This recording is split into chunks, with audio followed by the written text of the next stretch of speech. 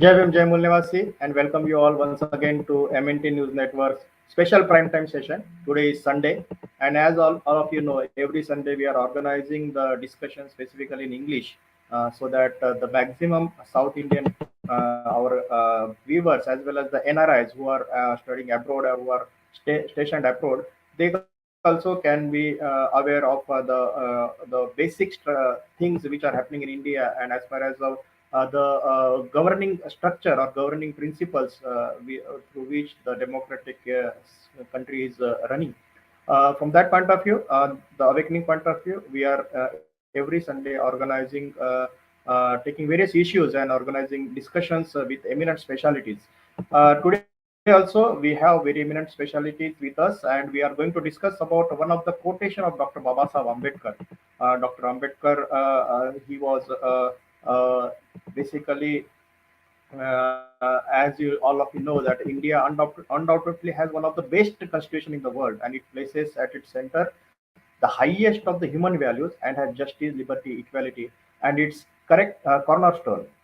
It seeks to banish the social evils such as gender inequality, discrimination, communalism, casteism, and endeavors to provide equality and equal protection to laws to all the citizens. And it was Dr. Ambedkar who once remarked that Constitution is not a mere lawyer's document; it is a vehicle of life, and its spirit is always the spirit of it. So this is the quotation that we are going to discuss today. What was the thinking of Dr. Ambedkar by saying this quotation, particularly with respect to the Constitution of India? As all of you know, Dr. Ambedkar was a multi-faced genius, a visionary statesman, philosopher, towering intellectual, and eminent jurist, economist, writer, social reformer, and a humanist par excellence. Dr. Ambedkar left an indelible imprint on the sands of time, and his thoughts are relevant at all times. So, as you see in this particular quotation, there are three specific wordings that can be highlighted. It is a constitution as a lawyer's document, constitution as a vehicle of life, and there is one more stress giving concept that spirit is always the spirit of age. So, though this quotation is one single line, but it has inherent various wordings in it. So that is why we are tried today to discuss on this particular aspect. And today we had with us Dr. G. Mohan Gopal, sir. Good evening and welcome to MNT News Network, sir. Jai Bhim, Jai Mulnivasi, Good sir. evening. Very happy to be with you, Ashish ji, on MNT News Network. It's always a pleasure. Your work is very valuable and very important, and I'm very happy to provide any inputs that I can. The topic that you've chosen is a very appropriate and apt topic. Um, and the topic is a very important quotation from Baba Saheb. And the quotation is, Constitution is not a mere lawyer's document. Not a mere lawyer's document. It is a vehicle of life. And its spirit is always the spirit of the age. Now, if we think through this very deeply, we get a very deep insight into Dr. Ambedkar's vision of the Constitution and what he really made the Constitution. We must understand that without Dr. Ambedkar, we would have always had a constitution. The British had taken necessary steps for us to formulate a constitution. With or without Baba Saheb, there would have been a constitution. Many other countries had constitution, Pakistan, Sri Lanka, so many countries. Those constitutions have all collapsed. But we had a constitution with some certain unique qualities and characteristics. And those unique qualities and characteristics actually came from the vision of primarily from the vision of Baba Saheb, and that is something we must recognize. What is the nature of that vision, and what can we understand about that vision from this quotation? First of all, there's a negation. It is not a mere lawyer's document. What do you mean by lawyer's document? A document that only lawyers have the right to create, to interpret, and to apply. And when we say lawyer's document, it means a document involving judges and lawyers in court. And the Constitution will be is prepared by lawyers, and it is interpreted and applied and given meaning and effect by lawyers. Unfortunately, this very profound warning by Baba Saheb that constitution is not a mere lawyer's document has not been taken into account as seriously as it should have been, and I'm very glad you're highlighting it. And it has become a mere lawyer's document. And some lawyers in the form of judges and jurists, I'm also in that community, we are very often claiming that the Supreme Court is the guardian of the Constitution. It is the interpreter of the Constitution. The content of the Constitution is basically, therefore, according to the lawyers, what the Supreme Court says it is. But this is a view that is not shared, for example, in other countries like the United States, where great jurists of the United States have said that the view of the court and of the lawyers of the Constitution is only a legal view of the Constitution. But a Constitution is basically a document that belongs to we the people. And so we should all have, and we must all have, our own understanding of the Constitution. And it is particularly important in India because the legal profession is dominated by a very narrow segment of Indian society, representing a very narrow experience and background. And we all know that. And it is not open and accessible to even all the lawyers of the country. Very few people from diverse social backgrounds get a chance to be a successful lawyer or a judge or a Supreme Court judge.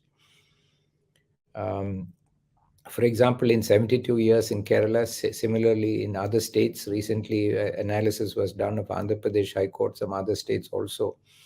Only one or two very dominant communities have been able to get representation from their state into the High Court and the Supreme Court, because there is no reservation there. So when we say it is a lawyer's document, it is then being interpreted by people from very narrow backgrounds, not from a broad, representative, diverse background. So therefore, we have to interrogate and question the lawyer's view of the Constitution and develop our own view of the Constitution. That is what Baba Saheb is telling us. It is not a mere lawyer's document, and is giving us actually the guidance on how we should understand the Constitution, separate from the lawyer's view of the Constitution. First of all, he's saying it is a vehicle of life. It's a vehicle of life. What is a vehicle of life? Vehicle is something that transports something. When we say it's a vehicle of life, it means it is something that will transport our life. Where? Forward, not backward. We take a vehicle to go forward, not to go backwards in reverse gear. Reverse gear is only to correct our movement so that we can go forward, but we are not taking a vehicle to go backward. So it must become we must see the Constitution as a document that will take our life forward. Whose life? The life of we the people must move forward. So he's saying that every generation, Baba Saheb very often said, this is not a document that should bind future generations. Every generation of we the people, of the masses of the country, of the demos of the country, common people of the country, must use the Constitution as a vehicle to move their life forward and ensure that its spirit is always a spirit of contemporary age, of our age, not of some permanent age from the distant past. As we are told that, there was a glorious civilization called India. All our ancestors were not part of that glory or that civilization. We were all treated, and we are continued to be treated as subhuman or less than human by this glorious civilization. So leave all that behind, Dr. Ambedkar says. He says the Constitution must always reflect the spirit of the current age and move us forward. So the first part, let us understand the profound meaning of this quotation, that we have to prevent a bunch of lawyers from a very narrow background from monopolizing or controlling the meaning of the Constitution. That meaning must be democratic. It must come from the demos. Democracy means demos and kratos. Kratos means power. Demos means common people. Democracy means power is in the kratos is in the hands of demos, common people. So when we say democratic, we mean an activity that emanates from and is a result of the exercise of power by common people. That is democracy. So we must understand the Constitution in a democratic way, means we must understand the meaning of the Constitution as given to it by exercise of the power of common people. So common people must engage with interpretation of the Constitution, not simply compliance with the Constitution, but interpretation of the Constitution, which in turn will require us to understand it. And we must ensure that it becomes a vehicle to transport the life of the common people forward, reflecting the spirit of the age. This is a very profound insight, which certainly guides my view on constitutional law. It has been an inspiration for me personally to guide me on how I engage with constitutional law, which is my basic one of the basic areas of law I work on.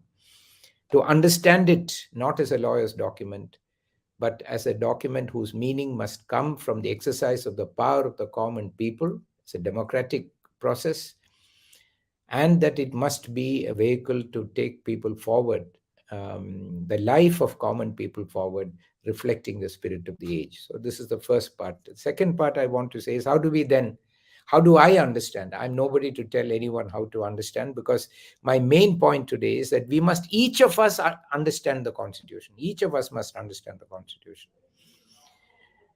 And we must question the Constitution. So one of the questions I asked myself is, we know there were 389 members of the Constituent Assembly. 292 were indirectly elected from British provinces through indirect election. 93 came from princely states ruled by Maharajas. This number was reduced to 299 after the decision on Pakistan being created. I believe it was in June, July 1947. So how we must understand that they were all members of the Constituent Assembly, and it was unanimously accepted, which means a vast majority of the members of the Constituent Assembly were feudal, elitists, from privileged castes, and with very, very anti-progressive, very regressive ideologies and ideas against democracy, against republicanism, wanting to take India back to the Maharaja era. It was nothing short of a miracle that Dr. Ambedkar, as chairman of the drafting committee, was able to craft such a constitution in the midst of such resistance. Not just diversity, actually. There was very little diversity. There was a homogeneity of regression, of regressive forces in the Constituent Assembly. A small group of progressive people, led by Dr. Babasaheb Ambedkar and some others, who fought very hard to bring the progressive elements into the Constitution. So if we look at the Constituent Assembly, we will find four major forces that were at play in the Constituent Assembly, and they are still at play today. And Ashish ji may display a small graphic I have made to illustrate this. If you look at the influences in the Constituent Assembly that form the Constitution, we can broadly divide this into four groups. There is a social left and a social right, and an economic left and an economic right. The social, when I say left and right, I mean in the actual meaning of those words, which originated, as we know, in the French Parliament, where those who were in favor of the people sat on the left-hand side, favor of common masses sat on the left-hand side, and those who were in favor of the aristocracy and the powerful people sat on the right-hand side. So by left, I don't mean communists, I don't mean socialists, I mean all those who are for the poor people. And by right, I mean all those who want to protect the interests of the privileged classes. Both of this, left and right, had a social and an economic component. On the right hand side, the economic right consisted of those who wanted India to be a capitalist free market country. Those who were on the social right believed that India should have a Hindu Rashtra, Brahminical Hindu Rashtra, based on Vedas, based on Vedic principles, going back to what they believe was the ancient era of Vedic rule of India. So that was, we can call it based on Varnashrama Dharma. So we can call it the Varnashrama Dharma right, which is the social right, and the social economic right was the capitalist. On the left, we had the economic left, which were communists and some socialists, which said, look, the problem is that we must change production relationships and put ownership of the means of production in the hands of working class, and working class must control the means of production. That is the main issue they focused on, and their whole program was based on analysis of the economic means of production and ensuring equality to economic equality to achieve that vision. Then we had the social left. The social left was basically the various types of social justice and social reform movements, starting from Jyotiba Phule, Narayana Guru, and many other great social reformers of our country, starting from Gautam Buddha, who challenged the existing social order and who believed that fundamentally what we need is a society that is free of Varnashrama Dharma, free of social divisions, free of social graded inequality in society, where we can all have equality and dignity and fraternity based on the recognition of our common humanity. And so for us, the primary focus was on democratizing the social order, because we realize that without doing that, we will never be able to democratize the economic order unless the social order is recognized. The Marxists saw in a different way, that unless the base is economic relations, unless we reform economic relations, we cannot reform the social relations. For us, the base is the social order and the norms that govern society, and any economy can only function within those norms. And that this is a social left and the economic left. Now, these four forces all have their own provisions in the Constitution. So the economic right has provisions that will enable India to be, as we have seen, a free market capitalist economy, especially after 1991, free reign to that. We have seen there are provisions on cow slaughter and so on, which reflect the agenda partially of the social right, the preservation of religious freedoms and organized religion, especially the interpretation of the constitutional provisions after independence by the Supreme Court has really strengthened organized religion and really supported the agenda of the social right. Similarly, on the left, there are provisions that are emphasizing economic equality over social equality, and providing a framework for socialism.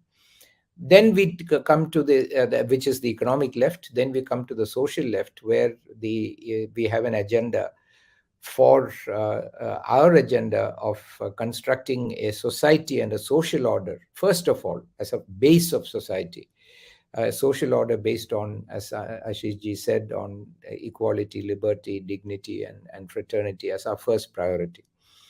Now here, as the Baba Sahib said, he wanted annihilation of caste.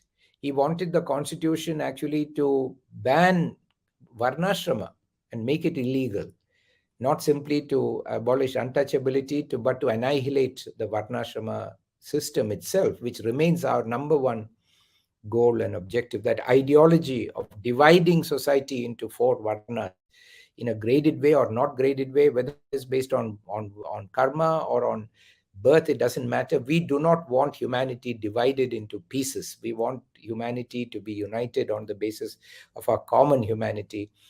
allowing us the liberty and equality and fraternity that the Constitution aspires to. So the social left managed to put into the Constitution as its core ideas, its fundamental ideas in the 85-word preamble, 85-word preamble, the ideas of the social left, not the economic left, not the social right, not the economic right, the social left. And these are the ideas that Ashish ji said of liberty, equality, justice, fraternity, dignity, and the idea that we, the people, will create a social order. And you'll find in Article 38, one very important provision, the purpose of the entire Constitution. This is a contribution of Dr. Ambedkar and the social left, which is to say that the state shall promote the welfare of the people by securing as effectively as it may a social order, not economic order or political order, a social order in which justice, social, economic, and political, first comes social justice, social, economic, and political, shall inform all institutions of national life. This is the purpose of the entire Indian Republic. Therefore, because the purpose of the entire Indian Republic is to secure a social order in which justice, social, economic, and political shall inform all institutions of national life. Therefore, we read Article 16 and Article 14. And Article 16, 14 is equality and equal protection of the law. Article 16 talks about all the classes of India having adequate representation in public employment. These classes are social classes, not economic or political classes. And it was clear in the Constitution that the purpose of Article 16.4 was to give representation for all social classes of India based on their share of their population share. So the focus of the Constitution has the elements that empower and enable the economic right to impose a capitalist dictatorship on India by using draconian measures, as they have done, in order for corporates and the rich people to gain whatever resources they want, and to continue exploitation of people, as we have seen. Yes, it provides those provisions that have enabled that to be possible. It enables the social right to pursue its agenda. It provides a little space, not much, to the social left to promote its agenda in terms of equality of wages and working conditions and workers' rights and so on. But the main soul of the Constitution was defined by the social left, led by Baba Saheb Ambedkar, which said the economic left wants equality but not so much freedom.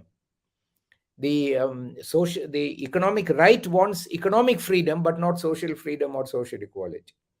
The social right wants nothing. They don't want equality, they don't want freedom, they don't want fraternity, they want a divided, unequal society. Only the social left, led by Baba Saheb, wants everything. They want it all. They want equality, they want dignity, they want freedom, they want fraternity, they want economic equality, they want social equality, they want economic freedom, they want social freedom. They want everything. And we have seen in 72 years that the social left has far gone ahead of the economic left. Economic left has become marginalized because they have refused to understand the essence of the Constitution, that the Constitution seeks to, first of all, to establish, as Article 38.1 says, a social order in which justice, social, economic, and political shall inform all the institutions of national life.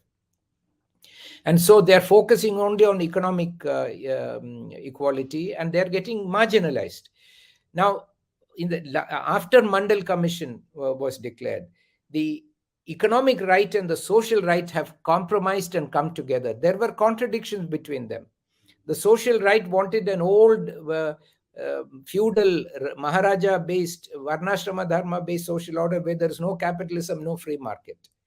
The economic right wanted free market capitalism where there will be economic opportunity and economic freedom, but not equality. And they still have tensions with each other, but they have come together in response to Mandal and created a common ground. Unfortunately, the economic left and the social left have not yet come together. The economic left will not acknowledge the primacy and the importance of the social left and the success of the social left, because all our diversity, all our freedom, all our equality, all our democracy comes only from the ideology of the social left.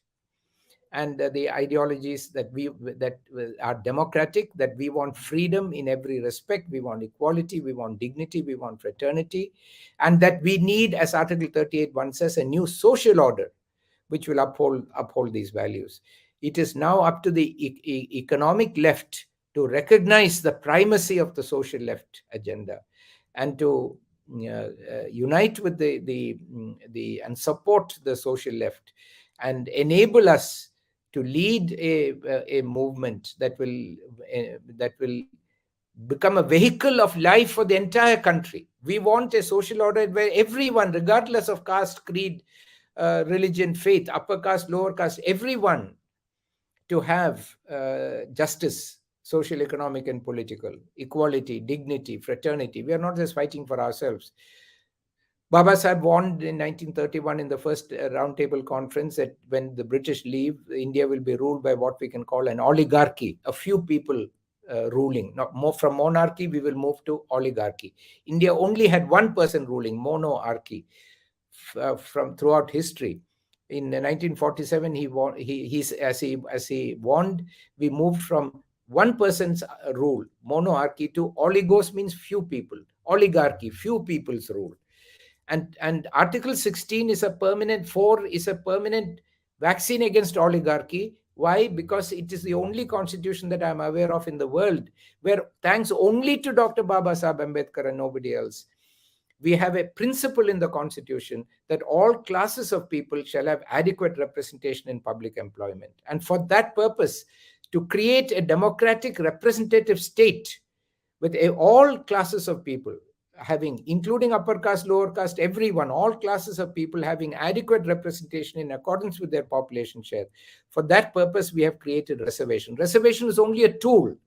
The purpose of Article 16(4) and the purpose and our scheme of reservation is to achieve a democratic representative government, a government that is not dominated by any oligarchy, for whatever background they come from. We are not trying to establish a scheduled caste oligarchy or an OBC oligarchy. We don't want any oligarchy. We want a representative. State.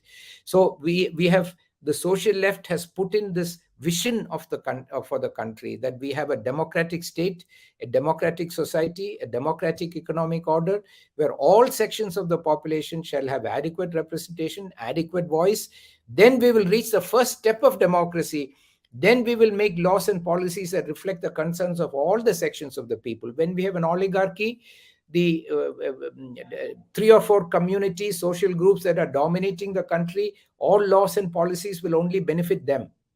It will never come at their cost. Others will have to suffer. That is the core problem in our country, that we are ruled by an oligarchy. India is an oligarchy. We have moved from monarchy to oligarchy. It is not progress. It is just a lateral change.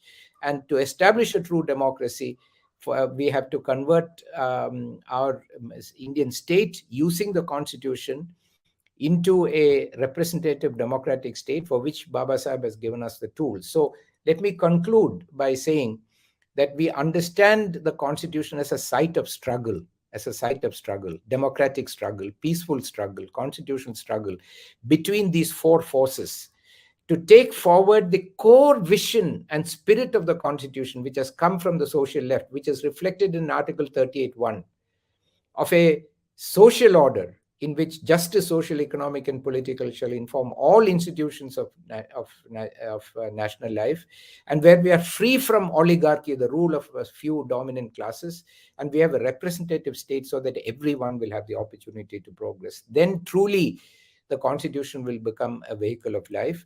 But what we have to do is we must understand that the constitution gives us tools for the struggle, instruments for the struggle, but the struggle is up to us. It is like when you have a menu and full of food, a buffet lunch full of food, the food will not go into our stomach. We have to take plate, spoon, knife. We have to take the food, put it on our plate, we have put it in our mouth, we have to chew, then we will get food. Simply having the grand buffet is not enough. Constitution is like a grand buffet. All the plate, all the instruments have been provided by Baba Saheb Ambedkar.